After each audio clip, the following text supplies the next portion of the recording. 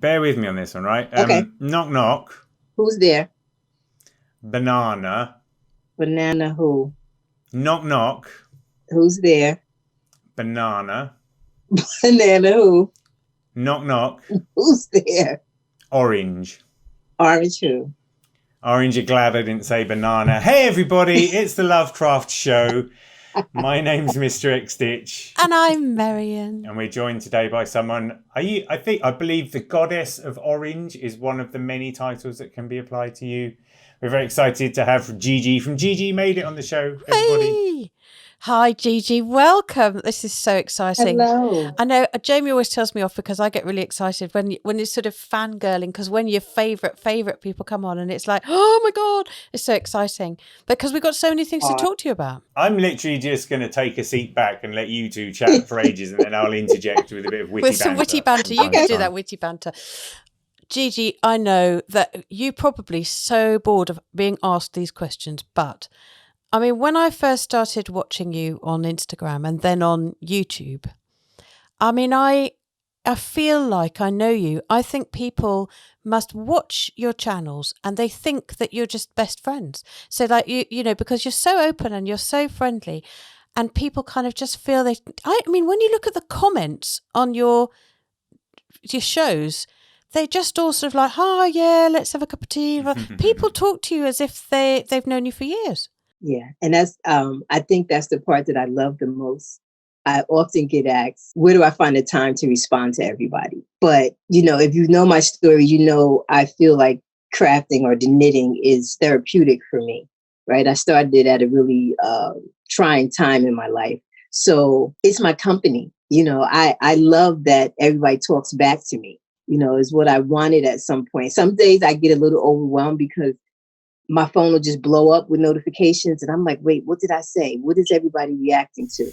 You know, but I really, because people will pour out their hearts. And if they don't do it under the comments, they'll send me a DM, you know, and I'm like, okay, I touched the nerve today. But I really feel like if they're comfortable enough to have those kind of responses, I gotta comment back. I gotta read them and respond, let them know that I'm there. So I love that part, actually. Yeah. The people is what energizes me, honestly.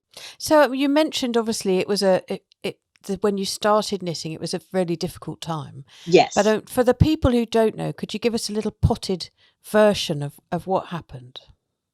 Actually, I'm coming upon my anniversary. So it'll be 8 years this year. In 2012, the following happened. Well, I have to include my nephew because I call him my little glue stick.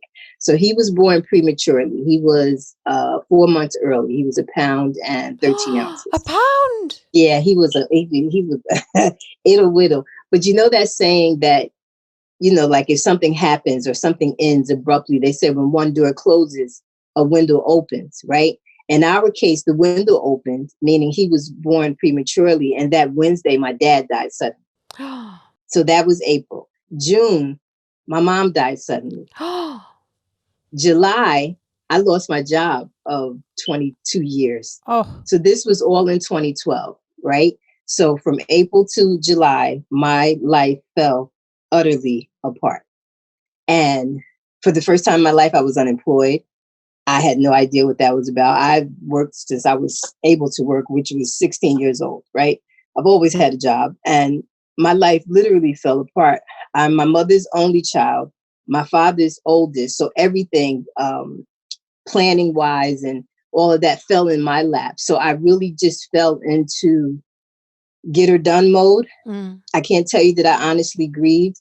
And then when I lost my job, I was like, oh, okay. And I knit. I pulled that. My knitting was my comfort. My knitting didn't ask me questions. My knitting didn't say, you're still crying. My knitting didn't say, well, how long have they been gone? None of those questions that you feel awkward that you have to answer, right? So I knit my way through it.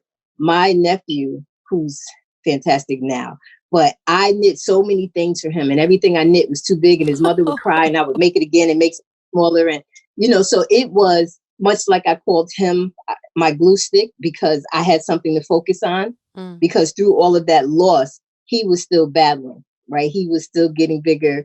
And, you know, he had his little complications, but he was still battling. So my focus was on him and I knit, right? With my knit, I was by myself. I can do what I wanted to do. And those that have been with me the longest could tell, right? They were like, okay, you've knit like 5 things in 2 days. What is going on, right? Because I couldn't sleep. I got tired of telling people why I was unhappy. Like, why would should I have to even explain? So I got tired of answering. So my answer to everything was, I'm fine. And I would just knit, and my knitting was the measuring tape. It really lets you know how deep into that hole I was falling. However, the good part is I had my yarn in my hand, so I could pull myself back out, right? If it got too dark, I could pull myself. So I always knit. Like, my knitting holds my tears. It holds my happiness. It just, I'm my mother's only child, and some of my favorite things are things that I don't need someone else to enjoy. So knitting is like that for me. I can get the pleasure and don't need company, right? So that's how it all started. It really started out of grief. Had you been knitting before that? Was it something you'd always done, or was it something you started sort of? Well, I taught myself to knit. I learned to crochet as a kid in summer camp, right? So, I've done granny squares, little things, nothing major. I would not call myself a crocheter. I knew how to do it. I've made blankets, hats, whatever. Knitting always looked very complicated to me, so I avoided it. It looked hard. I ran a call center. I was a call center manager for Verizon, and we did sales, and we had sales prizes. And we were cleaning out the closet, and one of my reps found a cup with yarn in it and knitting needles. And she was like, "Miss Gaye, what do you want me to do with this?" I said, "Where you get that from?" She said, "It was in the closet." I said, "Is there more?" She said, "No." I said, "Leave it. I'll take it." And it had a little, what I now know as a pattern that made no sense to me. I went on YouTube, figured it out. I made my first little scarf full of holes, and I was over it. I did it. I know how to do it. I could knit, I could purl, and I lost interest really quickly. I did it and I moved on. A coworker of mine was making a hat.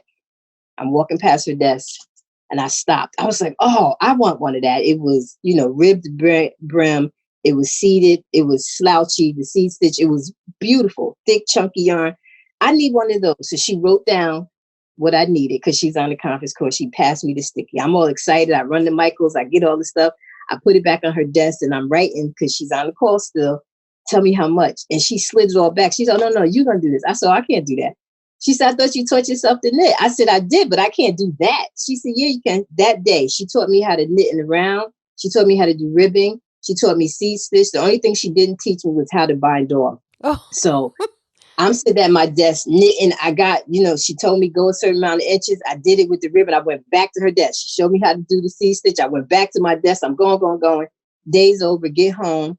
I'm finished. I get to the top. I crochet, right? So you take the hook out. I pulled the needles out. I had a hole. No. Oh, no. Okay, this is not right. I pulled it out. I started all over. I got it back. When she got to work, I was sitting at her desk holding it. I said, "I don't know what to do." She was like, "Oh God, I forgot to show you how to." So she started it. And, then because in my first love, I always say, is the chunky. The bigger, the better, because you can get instant gratification. Yeah. I was always afraid of finger and weight and stuff because that's what real knitters did, is what I told myself. Yeah. And that's where it started. And then my girlfriend, college friend, I had no clue. She kept telling me, "I got to take you to a yarn store." I said, "What do you mean?" If you go that way, there's a Michael. If you go around the corner the other way, there's an AC Moore. If you want to drive a little bit, we can go to Joanne. She said, "No, a yarn store." I said, "What? I don't understand." And she took me to my first local yarn store. And that's when the Yarn Hoe was born. Yes. The thing is, it's just when you look at the yarn and every single thing about it, you think to yourself, "No, I don't need any of that. I don't want it. I don't need it. I have to have it." Mm-hmm. And you see, and it's the color. I'm sure it's color. For me, it's color. I look at it, and if something catches my eye, it'll always be color first, and then it'll be like the twist, or just, it's just, you can't escape. It just gets you by the throat and you have to have it. Can you remember the emotions you went through as you first entered that store? Honestly, I was overwhelmed because, do you guys remember? I definitely wouldn't have those scarves, those ruffle scarves you kept. Yeah. Until they twisted on themselves that everybody was wearing. Yep. My nail technician, I had one that I had made around my neck. She wanted one, but she said to me, "But I want it in cashmere." And I'm looking at her like, "And how am I supposed to do that?"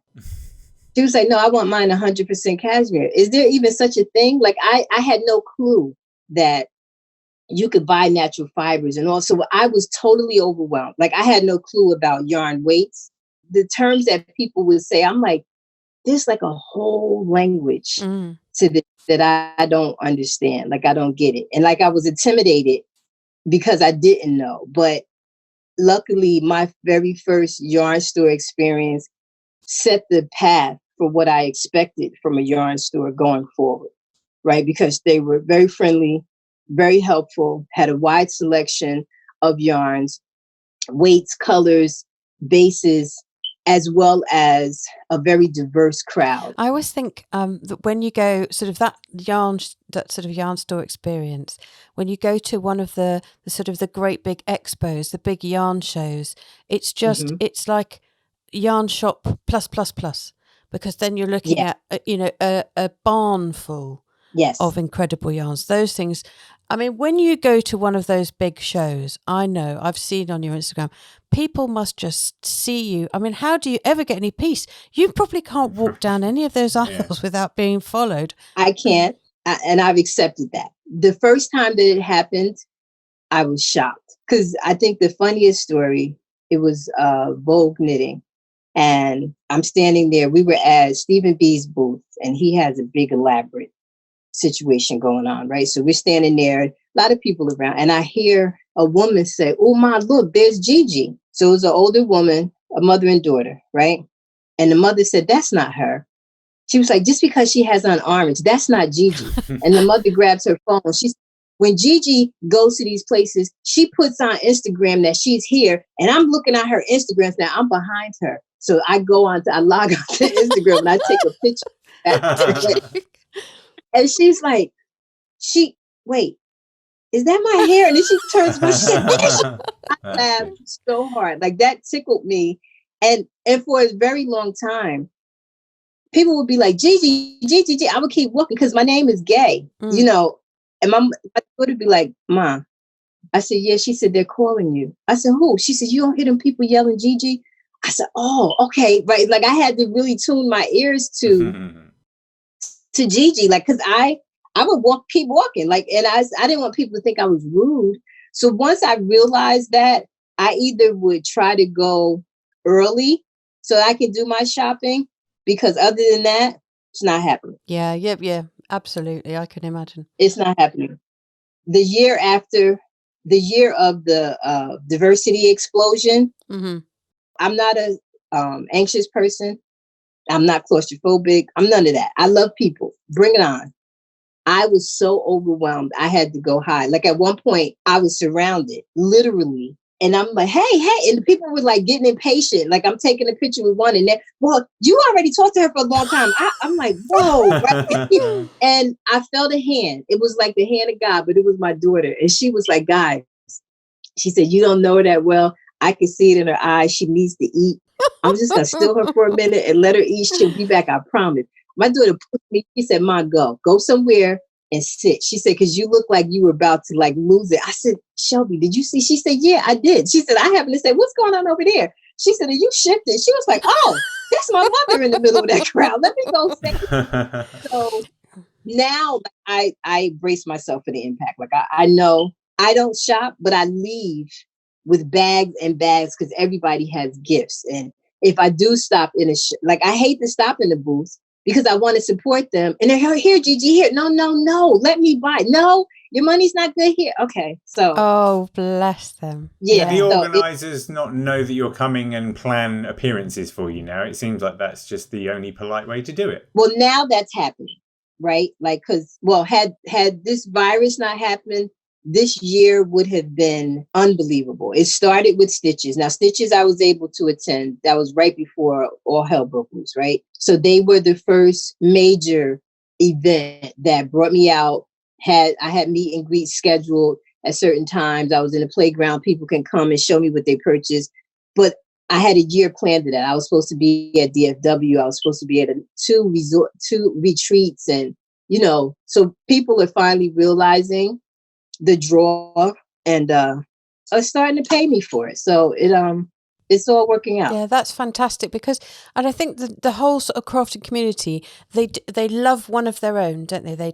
They'll really celebrate. If somebody is amazing, they will all cluster around and celebrate and be full of love and want to repay you for all the good sort of press that you do. Yeah. And I mean, it's just beautiful. So I want to ask you about the diversity explosion. And I know it was a very difficult time all over the community. What happened for you? It found me. I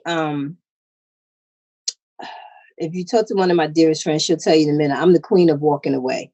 If something makes me uncomfortable or something I deem as nonsense, something is getting ready to be an argument, I will walk away mid-sentence. I can't be bothered. That's just, I'm not even doing that. I'm not giving you that energy. And so my followers kept saying, Gigi, what do you think? I said, what do I think about what? That blog post. What blog post? The one that everybody's fighting about. Well, if they're fighting about it, I don't want to know. That's what I don't want to know. And they kept on. Like my inbox was flooded. Yeah. Asking me, they wanted my opinion. So I'm like, let me read it. So I read it and I said, okay, couple things. One is her blog. Two is her words, her feelings, her experience.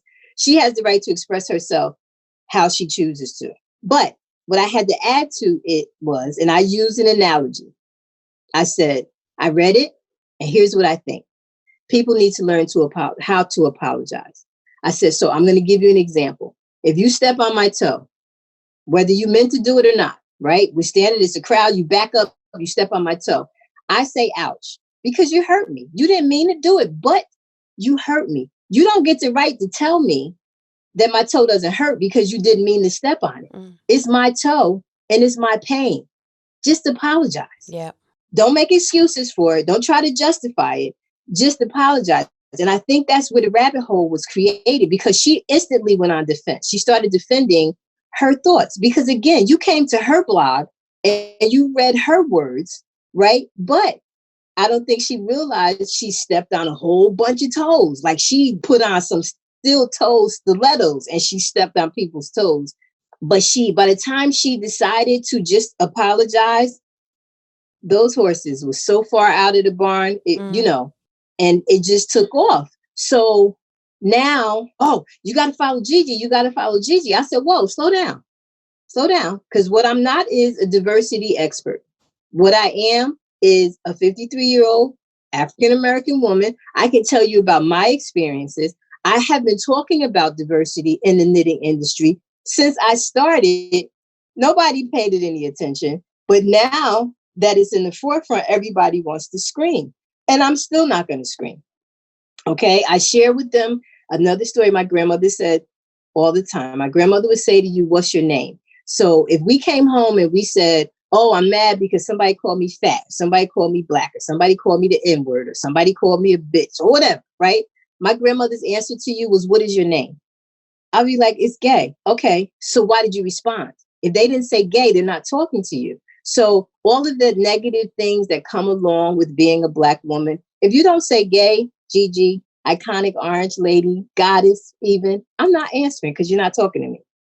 So I think the people that didn't want to fight gravitated towards me. In the beginning, everybody just followed me. And I would say on a daily basis, please don't come here because you feel like you need some color in your timeline. The only color you're getting from me is orange. If you don't like orange, you might want to just go ahead. I'm not mad, but please, I'm not your token Black knitter. I'm not the token Black knitter for Black people, and I'm not the token Black knitter for anybody else.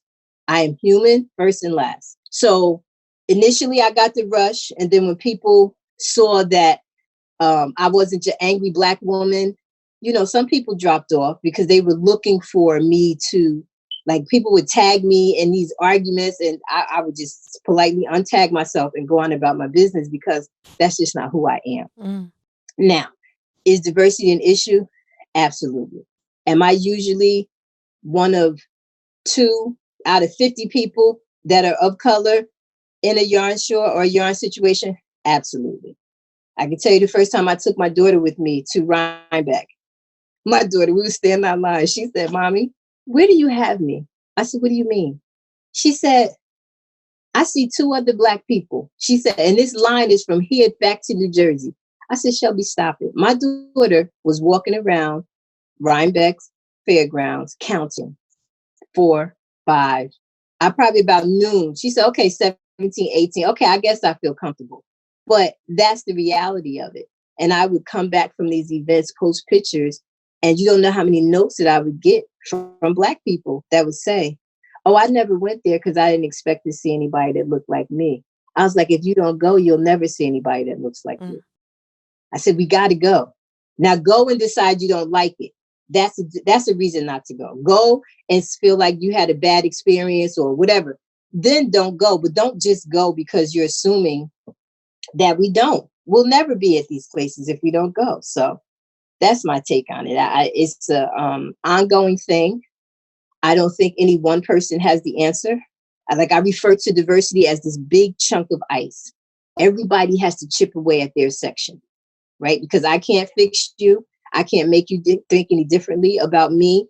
You got to work on yourself. You got to figure out what it is, what's shading your glasses that make you think that I'm less than just because my skin is dark, right? That's not something that I can fix for you. I can show up as who I am every day, which is what I do.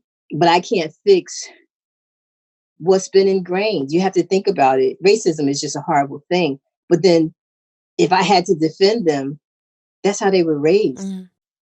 The majority of them, whether, that's what mommy and daddy taught me to do. Yeah.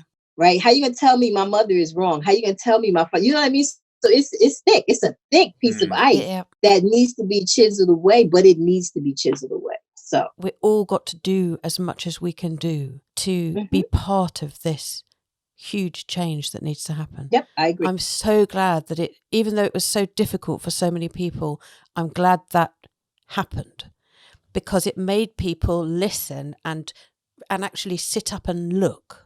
My burst of following all started because of this, right? And I still say I'm waiting for the numbers to balance out. I'm waiting for it to stop, right? One of my goals was to get to 10K. That December 31st, I want to say I had like 9,600 followers or something. I was like, okay, I'll make it sometime next year. By the end of January, I had 20,000 followers. Crikey. Right? Because everybody was follow Gigi, follow Gigi, follow Gigi. But as much as I was getting the followers, as much as I was meeting them at the door and saying, hold on, because please don't come just because you need, you feel bad. Because I feed, I don't have any Black people in my feed.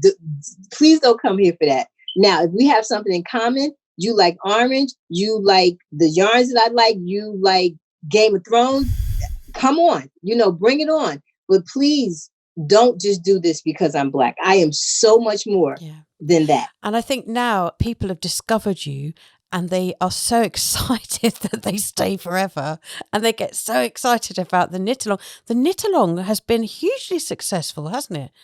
Okay, so I'll admit, I've said this out loud a few times. I am not a fan of knit alongs because I knit at my own pace. I can sit up all night and I've always under the impression that I had to knit at everybody else's paces. So I avoided knit alongs like the plague. I've been having people ask me to have a knit along for years. And I'm like, no, I don't even know what that is. Why, what's the urgency? I know. Join somebody else's. I would always share. So-and-so's doing it. So-and-so's doing it. So when I collaborated with Madeline Taj and they did the colorway, the Gigi Loves Orange, and we collabed on the poncho, I was like, well, maybe it's time. Right. And, looking for everybody to help because I had no idea. But when I tell you, people have also said, you need a Ravelry group. For what? No, I don't. They can find me on Facebook or Instagram. No, I don't need another place that I have to read comments and talk to people. Yeah. No. It's hard to fit in, isn't it? Another group. It is. And I feel bad if I'm not present. But I started the group and I'm like, it ain't going to be no whole bunch of people. It'll be, 100 maybe. I was like, oh, okay, you guys. All right. Okay. So it has really been amazing. If you like LoveCrafts, you're going to love our show. So just subscribe now. Get it over and done with. It's the LoveCrafts Show. It's the LoveCrafts Show. Oh my God, we love to craft. It's the LoveCrafts Show. Well, there you go. There it is. Yeah, there it is. We haven't even started on the proper singing yet, have we?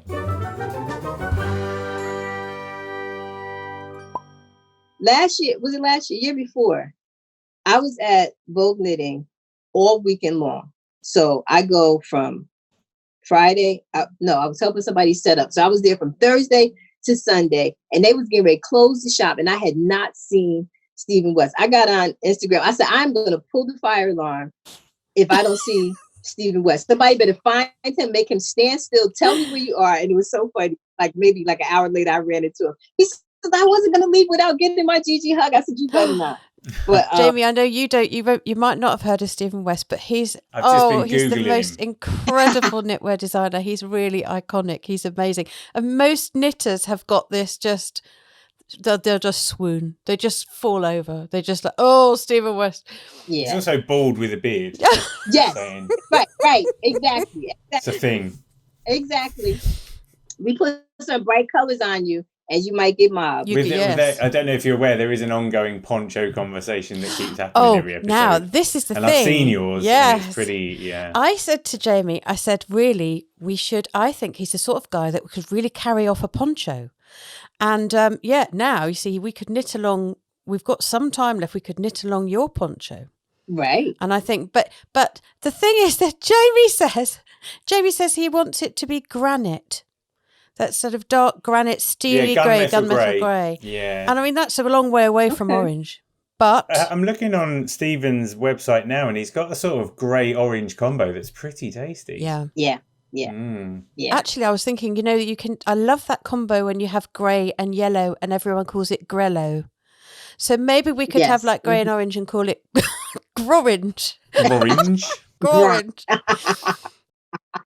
I was curious. I looked on your Pinterest, and you have got a board on there that's called African Americans Knit Too, where you've got some interesting old-timey photos of people doing knitting and stuff. Is there quite a strong tradition of African American people and people from like the home countries doing knitting, or is it there are other textile formats that take precedence? See, and that's the thing. That was a struggle for me finding what I did find, because generally we crochet. And as I've been doing my research, I find that crochet takes more yarn than knitting does, right? So economically, it's cheaper to crochet than it is to knit, because if I was to make a sweater, I need that much more yarn than I would. And going into a yarn store to buy the natural fibers that are, upwards of $20 or more per skein, you really are investing in that. So I found more African-American people that crochet than I did knit, but I did find the knitters. The problem is, again, that diversity. You walk into a yarn store, you did not see anyone that looked like you. 1. 2, if you didn't work into a good yarn store, they looked at you as if to say, are you lost? Like, what are you doing?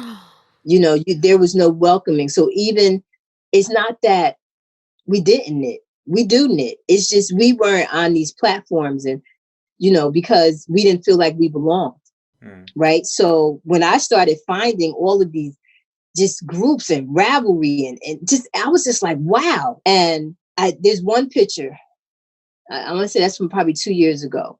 And it probably was maybe 18, maybe 20 of us in this picture, all Black women standing out. And there's somebody, I don't even know who captured the picture, but so many people said to me, oh my God, I'm coming. Because I didn't think, or I'll get people, they'll send me notes and say, there's going to be a yarn crawl in my state. I want to go, but I don't know. I'm going to be the only Black person. So what? Like, being Black is not a crime. You knit, go. And here's the thing. You're never going to know if there's other people that look like you if you don't go. Like, I get more of that. Or I finally went, thank you, Gigi. I met the best bunch of people, and it's just those preconceived notions really stop people from sharing. They do it. Once you open up the door, oh, let me show you this, let me show you that. I was like, oh, you're a really accomplished knitter, but society says that's not a Black person thing. So no, and I'm like, like you talked about my fame and not being able to walk through paper.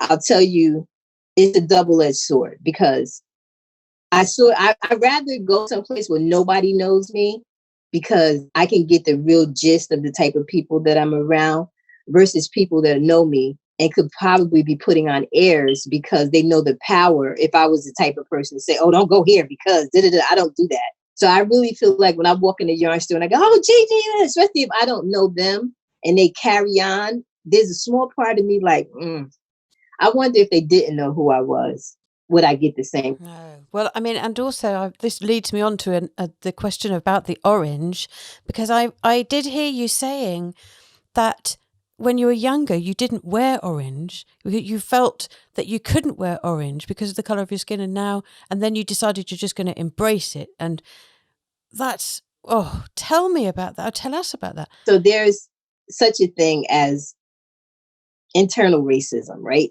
In my culture, dark is still bad, right? So if you were darker skinned, you were less than, right? Those that were lighter skinned or looked closer to white people were considered the pretty ones, and those of us with darker skins were considered the unattractive ones. And if you had darker skins, your elders always told you couldn't wear bright colors. You can't wear bright colors because you're too dark for that.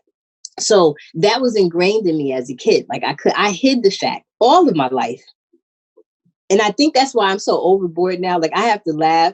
My own god sister, she called me the other day, FaceTime, and I'm still in the bed and I answered the phone. She said, "Are your sheets orange?" I said, "Yeah." She was like, "Bye." She just hung up on me. I was like, what? And I think that's why I'm so just over the top with it now, is because I went more than half of my life hiding the fact that I liked orange, and I still, to this very day, I will be 54 years old. If I am in the presence of an elder African-American person, usually a woman, she will say to me, "Come here, baby." She said, "You're so pretty. You know you can't wear them bright colors, right?" I'm like, God. Still well, tell me I'm pretty and everything, but you're not supposed to wear them bright colors. Oh. Okay, let me go find some more orange. I'll be right back. When I finish, you're going to be able to see me from the moon. Like, stop telling people that. But it's a part of the culture, unfortunately. Is there a particular Gigi orange? It seems like there's a certain tone that you're just like, poof, this is an orange that's going to smack you upside the head. But this is your Gigi orange. If I had to nail it down, like all shades of orange matter. But if I had to nail it down, this is... The one that you can get, like you can feel it when you're sat next to it because it's vibrating. Mm-hmm. Yep. Yeah. So yeah, gorgeous. And the thing is, it suits you so perfectly. It works so beautifully with your skin tone. And that, I think, this is the other thing that some people, you've got to go with the colours that really set you off. They make your eyes sparkle. Like I mean, my daughter loves orange. She looks lovely in orange. Mm-hmm. I don't look nice in orange. I'm obsessed with blues. So okay. I love duck egg blue, and everything I pick up, I said earlier, when I go for colours, when I'm in a yarn store, I go straight for the blues, always. Mm-hmm. But my daughter always goes for the oranges, but it doesn't work for me. But it looks gorgeous on her. I think it's so interesting looking at the colours that you choose, are the sort of and the whole sort of range of the spectrum of colours. Like you're saying, so many oranges, from tangerines and sort of pastel peaches right the way through to deep russety colours. That's why I like gunmetal grey, because it matches the colour of my soul. Jamie! It's the 9th chakra, the one they never really talk about. What is this? Oh, look! Goodness. Oh, I remember when you did the cardigan, the pale one. I loved it. I love it. I love a speckle. Yeah. Just gorgeous. And that's a very, very nice knit, isn't it? I mean, that's a good shape. Yeah. Mm-hmm. Yeah. So I'll tell you guys, I'll make you laugh. My laptop cover. Gorgeous. Are you just this unrelentless? My sister-in-law is a big fan of orange, and now sometimes she gets a bit antsy when she can't get orange versions of things that she quite likes. Is that happening to you? Yeah. No, if I see something I want, my first question is, does it come in orange? Yeah. But Gaye, I remember that who was it that did the bag especially for you? Somebody created a bag for you, didn't they, in orange? Yes, that was Hohi. Wow. Well, Hohi did that for me. Because jokingly, again, somebody else, powerful woman, right? Very large following, great history, magnificent designer. I didn't know she made bags first. I was late to the party. And when I saw the bags, it was yellow. And I posted it in my stories. I said, this bag is absolutely gorgeous. I was like, I need you to close your eyes and imagine it in orange. It would be even more beautiful. So she sends me a note. She's like, oh, Gigi. She said, I'm so sorry. We don't have orange, blah, blah. I said, no, it's okay. Just hurt my feelings. No problem. So I'm laughing. I didn't know you made bags. Good luck, blah, blah, blah. A couple of days later, she comes back. She said, Gigi, she said, actually, the sample, when we first decided we were going to do this, is in orange. I'm like, okay, I'll take a used bag. She said, no. She said, I'm going to reach out to my maker and see what we can do. So she sends me a little while later, and she says she sent her maker to look at my feed, my Instagram feed. And she said, oh, we have to make orange bag for her. Mm-hmm. So she said, we're going to make one for you. She said, but I think I'm going to sell them. I was like, okay, I got your back. Just give me dates, And when she said she was going to sell them, I was like, guys, when I got mine, I opened it. I did my little dance. I was so excited. And I was like, all right, guys, they're going on sale, blah, blah, blah. Them things sold out in like 5 minutes. I've met some really cool people. That's been one of my favorite, I say my local shop in Florida that I love. I was working in Florida a few years back and I fell in love with Fort Pearls. And they were the first yarn shop to bring me in for the sole purpose of having a Knit with Gigi Day. And I'm like, what? I don't understand what that is. She was like, no, we're going to pay, fly you down, put you up. We're going to have people come. And if they wear orange, they get a discount. And I'm like, okay, but I don't know who you think is coming, but okay. Because they have a decent crowd. So I figured it'll be us, the regulars, we'll hang out. Listen, I don't think I sat down that entire weekend because every time I turned around, the door opened and it was somebody else that had on orange. People was driving 3 and 4 hours to come see. I'm like, all I got is a hug. I don't, you drove for 3 hours to get a hug. It still blows my mind that things like that happen. But the thing is, I had a question. There's a particular point I needed to raise with you. Just before that, though, I was reading an article earlier about how about 80% of the way cats communicate is non-verbal. So they use body language and stuff. This will make sense in a minute. But apparently, if a cat's very relaxed, it puts its tail at ease.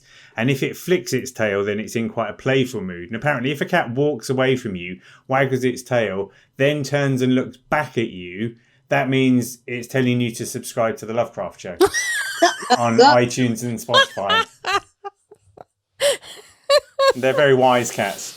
Yes, everybody needs to follow that cat and do what they do and follow you guys. I had to mention that. What I did want to talk about was in June 2018, apparently you did some embroidery. Yes. In which you not only did some embroidery, but you reinvented the French knot to call it the Gigi curly knot.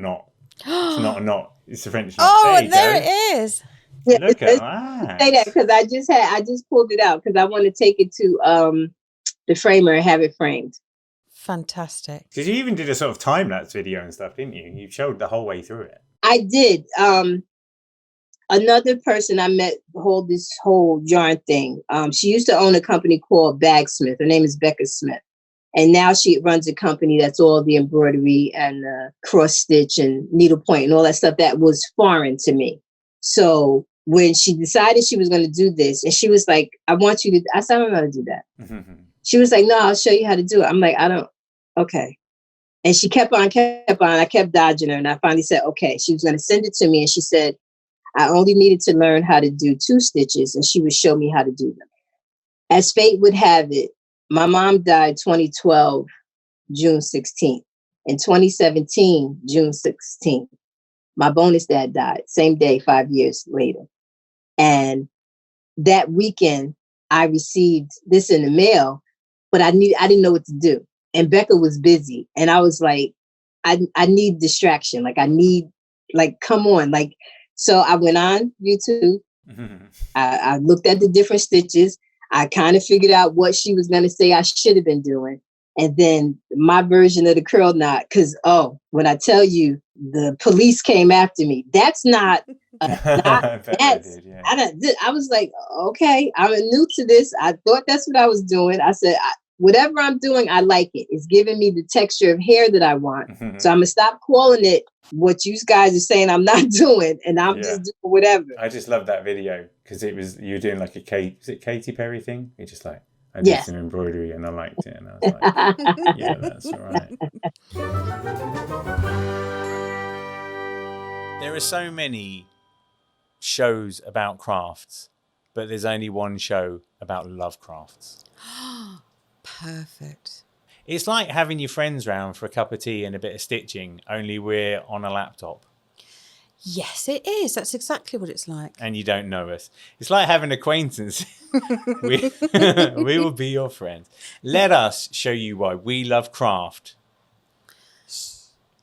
Crafts. I've got another question, if that's all right. Because I like to have questions. If you had to produce, there are 3 celebrities. You get to choose one of them and you get to choose a knitted item for them. I want you to decide between Maya Angelou, Shaka Khan, Muhammad Ali. You can choose one of them. What would you make for them? Oh, I know. Favorites, huh? All 3 of them for all different reasons. But it would be Maya Angelou, Dr. Angelou, absolutely. And I would make her a wrap to cover her shoulders because I feel like she has bared the brunt for a lot of us, a brunt of a whole lot of painful things to get us to where we are. So I would feel like I would need to make a nice chunky wrap to protect her shoulders. I've got absolute goosebumps thinking about that. That's a beautiful I love thing. that question. Yeah. And yep, that's what I would do. Oh, Gigi, we have so loved having you. Wow. What a fantastic chat. Will you come back and talk some more? Absolutely. When I have more time so that I'm not pushing you guys up to a wall and you guys can ask whatever questions you want. It's been an absolute pleasure. I'm going to wrap the show up in the way that has now become tradition with me. So you're going to have to, I think you'll like this if you can hang on there. So another fantastic episode of the LoveCrafts Show where we've covered so much. I can't even speak about it, but in closing, my name is Mr. X-Stitch. And I'm Marion. And they say I'm crazy the way you've got me open, baby. They say I'm bugging the way I'm top sweating your loving. They all sit and wonder why this feeling I cannot hide. It ain't a question of pride. It's LoveCrafts. Ooh, it's LoveCrafts. Thank you very much. Thank you. I love that. Did you like that? I love that. I like Jill Scott. She's the best. Oh, listen, we can have a whole show on Jill Scott.